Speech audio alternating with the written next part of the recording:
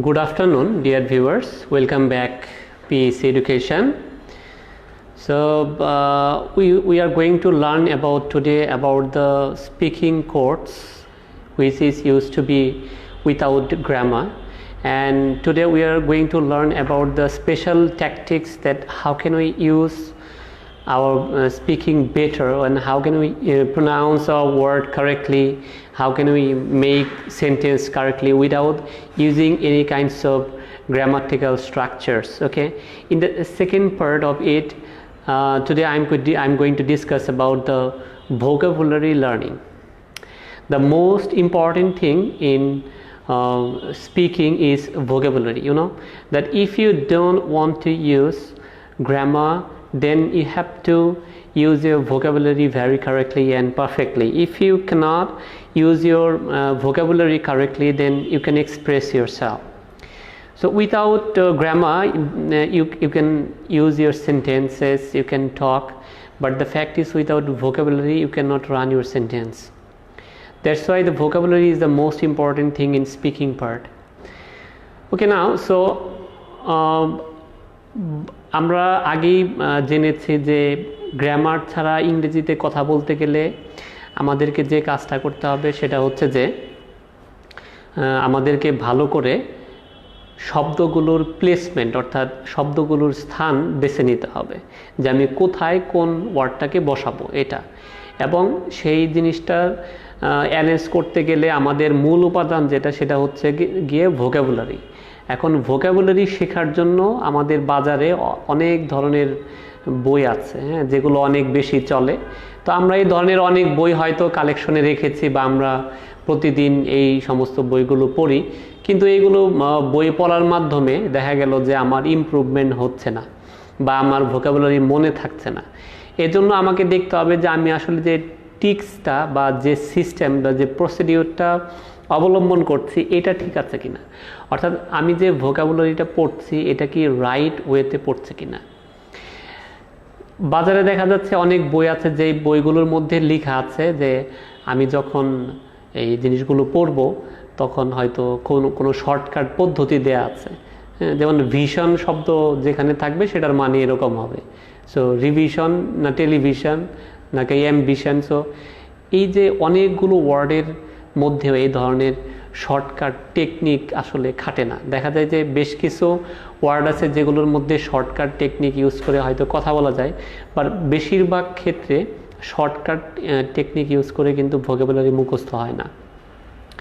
এজন্য বিভিন্ন ধরনের শর্টকাট টেকনিক না নিয়ে বরঞ্চ গতানুগতিক যে পদ্ধতিতে সবাই ভোকাবুলারি পড়ে এসেছে এবং যারা ইংরেজিতে অনেক ভালো এবং বিভিন্ন বিশ্ববিদ্যালয় থেকে যারা ইংরেজিতে অনেক ভালো দক্ষতা অর্জন করেছে তাদের সবার মতামত একই রকম, আর সেটা হচ্ছে যে ভোকাবুলারিকে আপনার কোনো শর্টকাট টেকনিকে নয় বরঞ্চ ভোকাবুলারি দেখে দেখে প্রতিদিন একটা নিয়মিত অনুশীলনের মাধ্যমে ভোকাবুলারি মুখস্থ করা উচিত।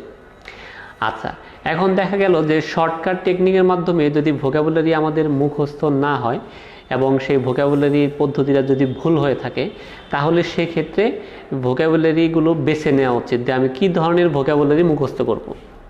আবার অনেকে একটা কাজ করে যে একটা ওয়ার্ডের সিনোনিম অ্যান্টোনিম এগুলোও পড়ে ফেলে, হ্যাঁ, এবং একসাথে দেখা যায় যে একটা ওয়ার্ড পড়েছে সেই ওয়ার্ডের সাথে সাথে আরও 5টা ওয়ার্ড সে মুখস্থ করেছে, 5টা ওয়ার্ড এটা সিনোনিম মুখস্থ করেছে, কিন্তু আসলে একটা ওয়ার্ড পড়ার পর সেটা সমার্থক শব্দ এতগুলো শিখে ভোকাবুলারিতে কখনো ভালো করা যায় না।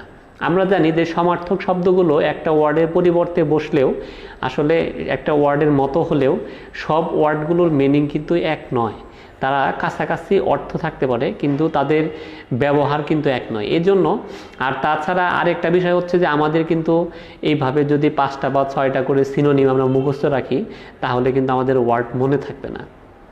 এর চেয়ে প্রত্যেকটা ওয়ার্ডকে আলাদা আলাদা করে শেখা উচিত।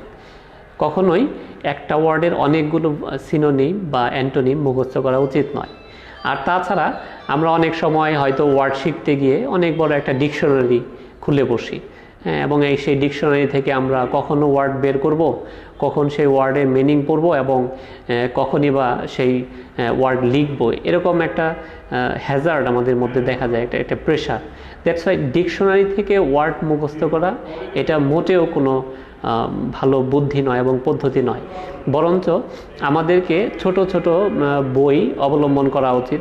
ভোকাবুলারি বই সেটা যে কোনো রাইটারের হতে পারে, অথবা সেই বইটা বিভিন্ন ধরনের প্রকাশনী হতে পারে, বা আমি অনেক বড় ক্লাসে পড়ি বলেই যে আমার জন্য কোনো অ্যাডভান্স ভোকাবুলারি বই লাগবে এরকম না বিষয়টা। আসলে এটা আমার অবস্থা অনুযায়ী ডিপেন্ড করে। ছোট বাচ্চারা যেমন ছোট ছোট ভোকাবুলারির বই পড়ে, ওয়ার্ডের বই পড়ে, আমিও এরকম বই কিনে নিতে পারি। আমি আগের ক্লাসে বলেছি, আগের যে সেশনটা ছিল সেখানে বলেছি যে আমরা যদি ভোকাবুলারি যে প্রফেশনে আছি, আমরা যেখানে যে ধরনের কথা বলতে চাই, সো ওই রিলেটেড ভোকাবুলারিগুলো আমাদেরকে আগে বেছে নিতে হবে, ওই ধরনের ওয়ার্ড বুকগুলো আমাদেরকে বেছে নিতে হবে। সেটা ছোট বাচ্চাদের নার্সারি রাইমের বইও হতে পারে, সেই ছোট বাচ্চাদের বইও হতে পারে, এতে কোনো সমস্যা নেই। বাট মোট কথা হচ্ছে যে আমি যে ভোকাবুলারিটি পড়ছি এটা আমার রিলেটেড কিনা এবং এটা আমার মনে থাকবে কিনা। আরেকটা বিষয় হচ্ছে যে ডিকশনারিতে, এত বড় ডিকশনারি থেকে ওয়ার্ড খুঁজে খুঁজে অবশ্যই পড়বো না, এবং আমরা কখনো শর্টকাট টেকনিক অবলম্বন করব না। আর সিনোনিম, অ্যান্টোনিম কিন্তু আমরা ভুলেও মুখস্থ করব না, বরঞ্চ প্রত্যেকটা ওয়ার্ডের আলাদা আলাদা মিনিং পড়ব। এখন আমি আসি আসল কথা, যে ভোকাবুলারিটা তাহলে পড়বো কীভাবে। হ্যাঁ, ভোকাবুলারি পড়ার সহজ পদ্ধতি হচ্ছে যে একটা ওয়ার্ডকে বারবার উচ্চারণ করা।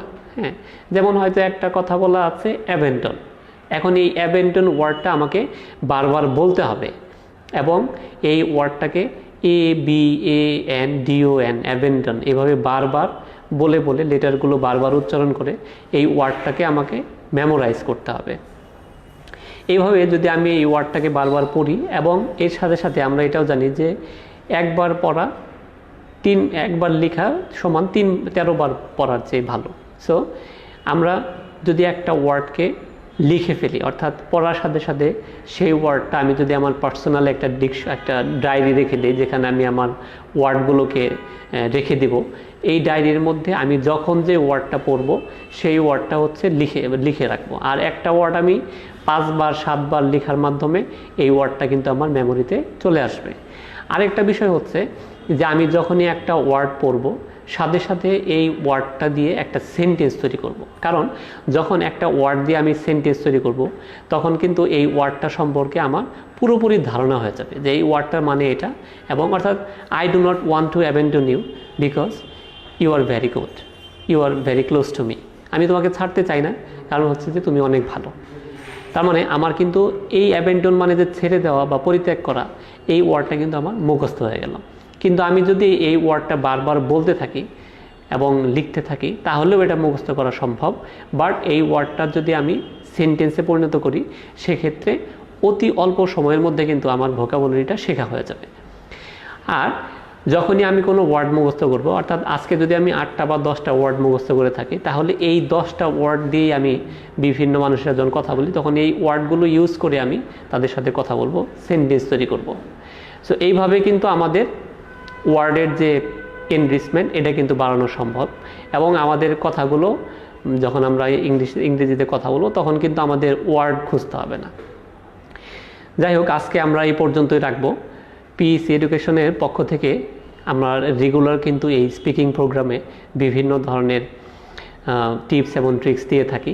সো আমরা অবশ্যই আশা করব যে আপনারা রেগুলার আমাদের এই ভিডিও কনফারেন্সে জয়েন করবেন, এবং আমরা কিন্তু আপনারা জানেন যে আমাদের অনলাইন বেসড, অন ক্যাম্পাস সব ধরনের ফ্যাসিলিটি আছে।